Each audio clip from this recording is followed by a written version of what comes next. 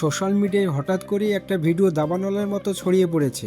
অভিনেতা ও ঘাটালের সাংসদ দেবকে নাকি তৃণমূল কংগ্রেস থেকে সাসপেন্ড করেছেন মমতা বন্দ্যোপাধ্যায়। কিন্তু এই কথাটি সত্যটা ঠিক কতটা? দেব কি সত্যি দলছুট হলেন নাকি পুরোটাই রটনা? চলুন সত্যটা জেনে নেওয়া যাক এই ভিডিওতে। দেবকে সাসপেন্ড করেছে সম্পূর্ণ ভিত্তিহীন। নিখাত সত্যি কথা হলো, মমতা বন্দ্যোপাধ্যায় বা তৃণমূল কংগ্রেসের পক্ষ থেকে দেবকে দল থেকে বহিষ্কার বা সাসপেন্ড করার কোনো সিদ্ধান্তই নেওয়া হয়নি। এটি সম্পূর্ণ একটি ফেক কথা।